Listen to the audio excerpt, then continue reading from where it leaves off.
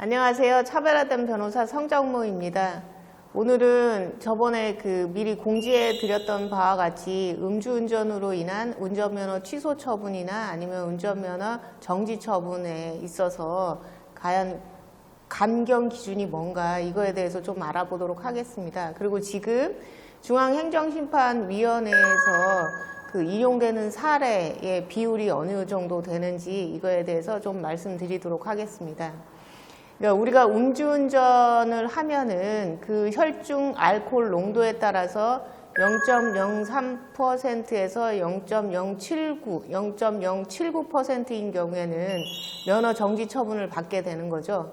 그러면 면허 정지 처분은 벌점이 100점입니다. 그래서 내가 0.08 밑으로 음주운전 혈중 알코올 농도로 적발되면은 100일의 면허 정지 처분을 받게 되는 거거든요. 왜냐하면 벌점 1점당 1일을 기준으로 하기 때문에 면허 정지 처분이 되는 거고요. 그런데 이제 0.08를 넘어서면 그때부터는 이제 음주운전으로 인한 운전면허 취소 처분의 기준이 되는 겁니다. 그래서 취소 처분을 받게 되는데요. 취소 처분은 1년에 121점 이상입니다. 그러니까는 그러니까 음주운전으로 인해서 면허 취소가 된다라고 하는 것은 내 벌점이 121점이 된다라고 하는 거죠. 다만 이제 운전 면허 취소 처분이 만약에 감경이 된다 그러면 법률에는 그러면 벌점을 110점으로 해줘라라고 규정이 되어 있기 때문에 운전면허 취소 처분이 행정심판위원회에서 취소가 되면은 이제 면허 정지 110일이 되는 겁니다. 그래서 보통 1년에는 121점, 그 다음에 2년간은 201점 이상, 그 다음에 3년간은 271점 이상, 이게 바로 면허 취소의 기준점이 되는 거예요. 그래서 이런 면허 취소 사유에 있어서 그러면은 감경 사유가 있느냐라고 할 때 보통은 이제 두 가지 요소가 있습니다. 이제 직업상 반드시 운전 면허가 필요한 직업. 그래서 그런 경우에는 운전 자체가 생계 유지 수단이 되는 거가 되겠죠. 그런데 이제 직업상으로 꼭 운전면허가 반드시 필요한 택시 기사라든지 버스 기사라든지 아니면 운전직 그런 게 아니더라도 내가 영업 활동을 하거나 뭔가 배달 업무를 하고 있기 때문에 그리고 그게 생계 유지를 위한 유일한 수단이기 때문에 반드시 운전면허가 필요하다라고 하는 사람들도 그 기준은 됩니다. 그런데 이제 그 다음에 기준이 뭐냐면 교통사고를 일으키고 도주한 사람들을 가서 이제 붙잡아가지고 경찰서장으로부터 표창장을 받았거나 아니면 내가 모범 운전자로 해서 3년간 교통 봉사활동을 했거나 이제 이런 요건이 해당이 되면 또 그것도 감경 사유가 되는데 보통 그런 일반적인 경우에는 두 번째 감경 사유를 요건을 충족하기가 굉장히 어렵죠. 그래서 대부분은 중앙행정심판위원회에서 주장하고 있는 거의 대부분의 얘기는 운전이 나의 생계에 나나 나의 가족들의 생계를 위한 유일한 수단이다 라고 주장하는 사유가 거의 대부분입니다. 그런데 그런 사유를 주장한다라고 하더라도 이런 5가지 요건이 있으면 너는 절대 감경을 해줄 수가 없다라고 하는 5가지 사유 중에 첫 번째는 혈중 알코올 농도가 0.1%를 초과하는 경우입니다. 그러니까 초과하는 경우이기 때문에 0.1%는 포함이 되기 때문에 0.11% 이상인 경우가 문제가 되겠죠. 그래서 보통은 0.08이 취소의 기준점이니까 0.08에서 0.1% 이 구간에 있는 사람들이 그래도 내가 한번 면허 취소 처분에 대해서 다퉈볼 여지가 있겠구나 이런 생각을 갖겠죠. 그래서 0.1%를 초과하는 경우에는 내가 이게 행정심판을 제기해도 인용될 확률이 많이 낮아지겠구나라는 생각을 가지실 수밖에 없습니다. 이제 그 다음에 요소로 음주운전만 했으면 상관이 없는데, 그러니까 인적 그 피해를 입히는 교통사고를 일으킨 경우, 그러니까 음주운전 플러스 그 다음에 인피사고를 낸 경우에는 그것도 감경 제한 사유가 됩니다. 그 다음에 이제 도주를 하거나 아니면 그 음주 측정에 불응하거나 그 다음에 아니면 그 음주 측정 행위를 하고 있는 경찰관들한테 폭행을 하는 경우, 이런 경우에도 그 감경 제한 사유가 되는데요. 보통 그 거의 대부분의 그 행정처분 사건 중에서 가장 많은 것이 이제 그 국가 공권력에 대한 대항하는 행위 같은 경우, 아까 말한 대로 음주 측정 불응이라든가 아니면 뭐 도주를 한다거나 아니면 그 공무를 집행하는 경찰관들한테 폭행을 한다라고 하면 음주운전죄로 처벌되는 것뿐만 아니라 경찰관 공무집행 방해죄로 처벌을 받을 수 있고, 그다음에 그 경찰한테 폭행을 하면 보통 경찰들은 그 개인적인 합의를 해주지 않습니다. 왜냐하면 그게 이제 경찰의 어떤 지침이에요. 그래서 개인적인 합의를 하지 않고, 그래서 이 가해자 입장에서는 그 선처를 받을 생각이면은 법원에다가 그 피해자인 경찰한테 좀 그 위로금 쪽으로 주겠다라고 해서 공탁을 해야 되는 상황이에요. 그래서 공무집행 방해죄인 경우에는 그 5년 이하의 징역 또는 5천만 원 이하의 벌금에 처해질 수 있는 법정형을 갖고 있기 때문에 그런 경우까지도 감경을 해줄 수는 없다라는 게 기본적으로 법률의 그 취지입니다. 그 다음에 이제 또 두 가지 경우가 뭐가 있냐면 그 내가 지난 5년 내에 음주운전 전력이 있는 경우, 그러니까 최근에 제가 어떤 상담을 받았는데요. 그 20년 전에 음주 전력이 있는데 그러면은 내는 감경 사유에 해당되는지 않는 거 아니냐 이렇게 얘기할 정도로 뭐 잘못된 그 상식이라고 해야 되나요? 잘못된 그 생각을 갖고 있는 경우가 있는데요.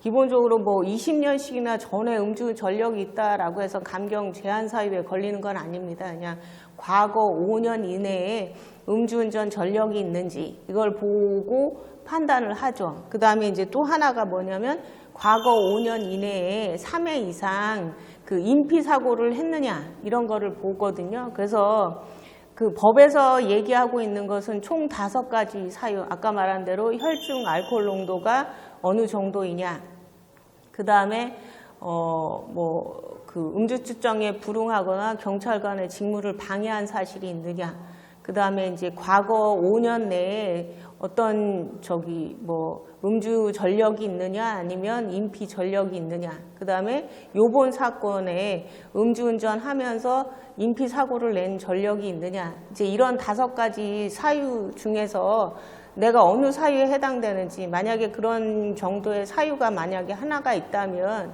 내가 모든 그 음주운전이나 아니면 운전면허 취소와 관련돼서는 그런 면허 취소는 이제 지방경찰청장이 처분서를 날리면 그 처분서는 90일 이내에, 통지서를 받은 날로부터 90일 이내에 다른 기관을 갈 필요는 없습니다. 그건 다 중앙행정심판기관으로, 중앙행정심판위원회로 가야 되거든요. 그래서 중앙행정심판위원회에서 그러니까 운전면허 취소 처분이나 정지 처분에 대해서 취소를 해달라라고 해서 심판 청구를 해서 거기서 기각 결정이 나오면 그제서야 이제 소송을 갈 수가 있어요. 그래서 반드시 중앙행정심판위원회에 심판 청구를 거치도록 되어 있기 때문에 이거를 일명 필요적 전치주의라고 합니다. 그래서 보통 중앙행정심판위원회에 들어오는데 이제 윤창호법이 생겼을 때는 원래는 혈중 알코올 농도가 0.05였잖아요. 그러니까 면허 정지 기준점이. 근데 그게 이제 0.03으로 내려다 보니까 처음에 윤창호법이 시행될 때는 그 운전 심판팀에서 운전면허 취소 처분이나 정지 처분을 다루는 그 청구 건수가 아주 폭증한 적이 있었습니다.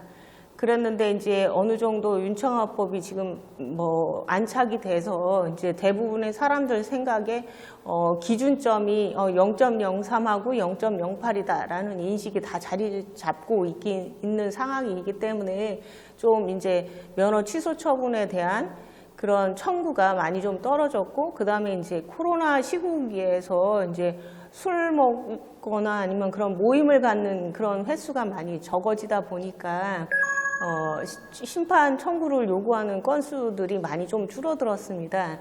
이제 그런 와중에서 처음에 윤창호법이 생겼을 때는 음주운전에 대한 처벌을 강화한다라고 하는 거기 때문에 법에서 있는 그런 감경 사유 이런 거를 굉장히 엄격하게 해석을 했어요. 그래서 인용률이 거의 뭐 한 3%, 뭐 많아봐야 5%. 이 정도밖에 안 됐어요. 그러면은 뭐예요? 100건이 들어오면 3건이나 5건 정도만 인용이 되고 나머지는 다 기각이 된다는 얘기지 않습니까? 그랬는데 이제 제가 국토해양 심판과장으로 있을 때 좀 저희가 인용률을 좀 높였습니다. 이제 대부분 사연들이 다 괴로운 얘기죠. 뭐 음주운전을 한 거에 대해서는 깊이 반성을 하지만 그냥 뭐 따로 인적 피해 있는 사고를 낸 건 아니고 이제 음주운전에서 적발됐고, 그런데 이제 그 음주운전에서 적발된 사례도 보면은 술 먹고 바로 이제 적발되는 경우보다는 아침에 내가 술이 깼다라고 생각을 했는데 아침에 적발되는 경우가 생각보다 되게 많았어요. 그러니까 그런데 이 운전면허가 없으면 정말로 이제 그 어려운 살림에 그 직업도 내가 가질 수 없고 아니면 지금 있는 직장에서도 쫓겨난다. 그리고 그렇게 뭐 구구절절 가족들이 아프고 뭐 여러 가지 대출금도 많고 그런 사연들이 많아서, 그 다음에 이제 또 코로나 시국이기 때문에 국민들의 경제적인 형편이 굉장히 안 좋을 시점이었기 때문에 그 중앙행정심판위원회에서는 좀 더 이렇게 완화된 해석으로 해서 조금 많이, 그러니까 구제의 길을 열어주었습니다. 이제 그렇게 해서 인용률이 한 10% 정도는 좀 올라갔거든요. 그런데 이제 최근에 다시 인용률이 대폭적으로 좀 떨어졌습니다. 그래서 지금은 한 6%, 7%대로 떨어져 있는 상황이기 때문에 아마 이 방송을 보시고서는 그 전에 뭐 어느 데서 상담을 해보니까 뭐 이런 것이 뭐 인용이 될 가능성이 있다. 그러면서 과거에 내가 뭐 이러이러한 사유로 인용을 받은 사례가 있다라고 얘기를 할 텐데요. 그거는 이제 최근에는 그 전에, 그러니까 인용률이 10% 있을 때는 조금 더 완화된 기준으로 이제 바라보기 때문에 인용률이 좋아서 인용이 되었다면, 지금은 그런 사유가 꼭 인용될 수 있다라고 보기는 어려운 시점이다. 그거는 왜냐하면 지금은 법에서 주장하고 있는, 열거하고 있는 그 감경 제한 사유에 맞춰서 감경 제한 사유에 해당된다고 하면은 감경을 해주지 않고 바로 기각을 하고, 그 다음에 이제 또 옛날에는 인용할 수 있었던 사례였다라고 해도 좀 더 엄격하게 보면은 기각이 되는 경우도 많을 수 있기 때문에 지금 상황에서는 인용될 확률이 굉장히 낮다. 그러니까는 뭐 연말 연시나 연초나 이제 술 먹을 기회가 있다라고 하면은 이제 반드시 차량은 본인이 운전하시면 절대 안 되겠죠. 그다음에 이제 대리운전을 부르거나 아니면 아침에라고 해도 내가 완전히 술에서 깬 게 아니라고 하면은 적어도 그날은 뭐 대중교통 수단을 이용하는 그런 방법을 이용해서 음주 운전으로 인해서 면허가 취소되거나 그래서 내 생계가 아주 급작스럽게 곤란해지는 그런 일이 벌어지지 않도록 좀 유의해 주시기 바랍니다. 네, 그리고 참고로 더 알려드려야 될 사항은요. 아까 말한 대로 직업상 운전면허가 반드시 필요한 사람들, 보통은 이제 뭐 택시 기사나 버스 기사나 아마 화물 자동차 기사 뭐 이런 사람들일 겁니다. 그럼 그 중에서 이제 택시 기사인 경우에는 택시 기사인 경우에 음주운전으로 면허가 취소를 되면요.